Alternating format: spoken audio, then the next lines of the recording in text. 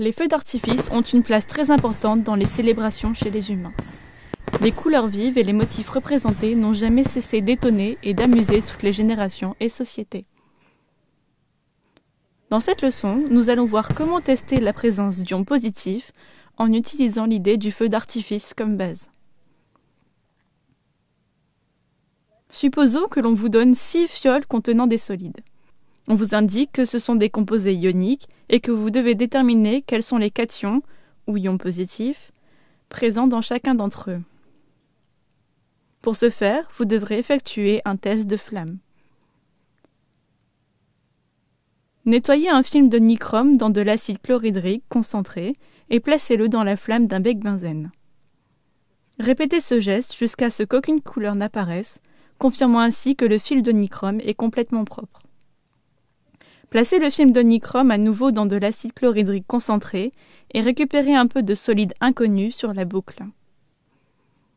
Placez-le au bord de la flamme et vous verrez que chaque échantillon produit une couleur caractéristique. Assurez-vous que le fil de nichrome soit bien nettoyé entre chaque test.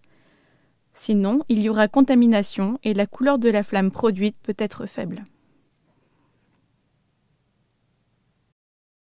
Les ions sodium produisent une flamme jaune-orange.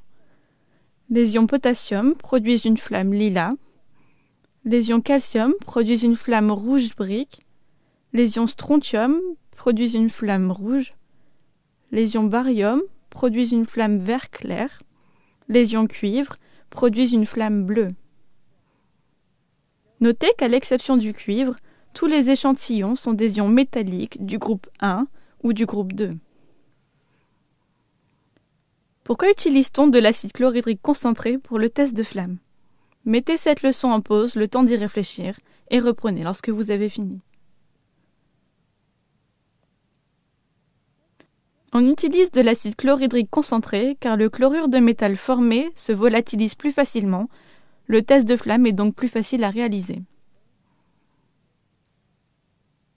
Ces flammes colorées apparaissent car les électrons s'excitent lorsqu'ils sont chauffés et sautent vers un niveau d'énergie plus élevé. Lorsqu'ils retournent à leur état d'énergie d'origine, ils libèrent l'énergie absorbée sous la forme d'ondes lumineuses.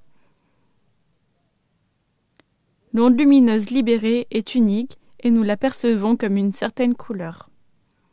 Cette chimie nous permet d'admirer des feux d'artifice dans le monde entier. En conclusion, un test de flamme peut être utilisé pour identifier certains ions positifs, car ils émettent une flamme d'une couleur caractéristique.